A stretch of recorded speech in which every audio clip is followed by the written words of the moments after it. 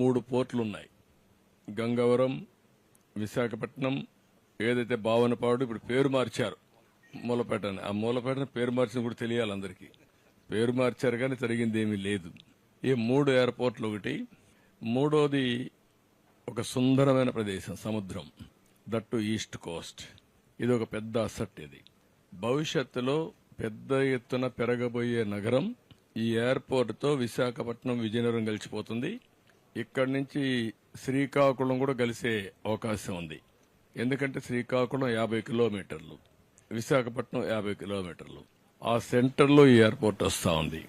అదే మరిగా phase 1లో beach road, Bhogapuram వరకు ఏదైతే బీచ్ రోడ్ ఉందో అది కానీ మనం వేసుకుంటే, ఫేజ్ 2లో ఇంకొక 50 కిలోమీటర్లు శ్రీకాకుళం, ఫేజ్ 3లో లేదంటే కంటిన్యూగా కూడా మూలపేట పోర్ట్ వరకు వేసుకుంటే, మూలపేట నుంచి ఒక పేరలల్ హైవే వచ్చి బీచ్ రోడ్ వచ్చి ఇప్పుడుండే ఎగ్జిస్టింగ్ హైవే ఈ హైవే కనుక కలిపేయగలిగితే, మధ్యలో కొన్ని కనెక్టివిటీ పెట్టుకుంటే one of the best place అవుతుంది ఇండస్ట్రియలైజేషన్ కి.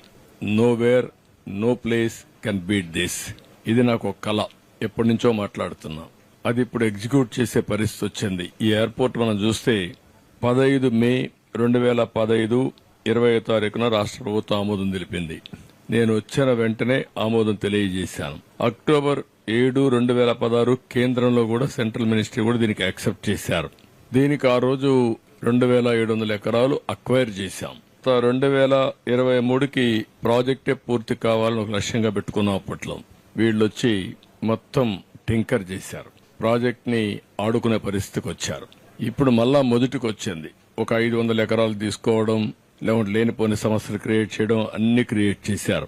మళ్ళీ వేసిన ఫౌండేషన్ తిరిగి ఫౌండేషన్ వేయడం, అంటే ఇవన్నీ కూడా ఏంటంటే ఒక పిల్లోళ్ళ చేష్టలు లేదంటే పిచ్చోళ్ల చేష్టల కింద దీన్ని అతలాకుతలం చేసే పరిస్థితికి వచ్చారు. అయితే ఈ రోజుకి 31.8% వర్కులు పూర్తయినాయి.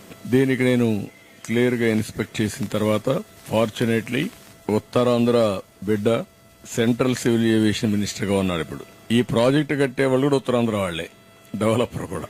ప్రాంతం యొక్క అభివృద్ధి ధ్యేయంగా ఇద్దరు కూడా దీన్ని డెవలప్ చేయాల్సిన అవసరం ఉంది, one of the best project గా. అదే సమయంలో 4700 కోట్లతో ఫేజ్ 1 ప్రారంభిస్తున్నారు. 2200 ఎకరాలు ఇప్పుడు వీళ్ళ హ్యాండ్ ఓవర్ లో ఉంది. ఇంకొక 500 ఎకరాలు ఉంది, అది కూడా ఇవ్వడానికి ఇన్ ప్రిన్సిపల్ యాక్సెప్ట్ చేస్తున్నాం. ఈ ఎయిర్పోర్ట్ గాని పూర్తయితే రాయగఢ్, కోరాపుట్, మల్కన్గిరి, ఈస్ట్ గోదావరి, శ్రీకాకుళం, విజయనగరం, విశాఖపట్నం, అనకాపల్లి కూడా మొత్తం ఈ ప్రాంతాలన్నీ కూడా చేసే పరిస్థితి వస్తుంది. ఏ ఎయిర్పోర్ట్ కైనా ఎప్పుడైనా కనెక్టివిటీ చాలా ముఖ్యం.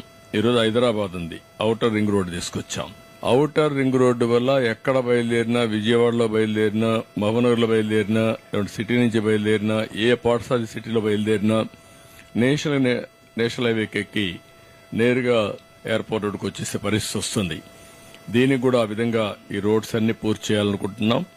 అన్ని పూర్తి చేస్తే ఈ ప్రాంతం ఒక ఎకనామిక్ హబ్ గా తయారవుతుంది. ఇక్కడుండే ఉత్తరాంధ్ర యువత వేరే ప్రాంతానికి పోయే అవసరం లేదు. అలాంటి ప్రాజెక్టులు చాలా చేశాం.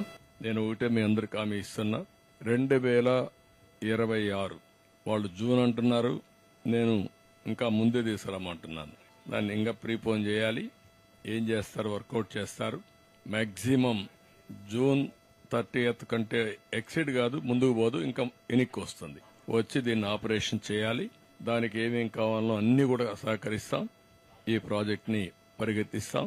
Users friendly, latest technologies, one of the most modern airport విశాఖపట్నంలో రావాలి. దానికి కూడా దోహదం చేయమని వారిని కోరాను. ఇంకా దీంతో సమానంగా 5-6 ఎయిర్పోర్ట్లు వస్తాయి. కుప్పం ఒకటి, దగదర్తి ఒకటి, నాగార్జునసాగర్ ఒకటి. అదే మరి ఇక్కడ మూలపేట కూడా ఆలోచిస్తున్నా, ఇది అవుతానే. అది ఇదే మరి ఇంకా కూడా 1-2 ఎక్కడైతే లాజిస్టిక్స్ చూసుకొని విల్ వర్క్ ఇట్ అవుట్.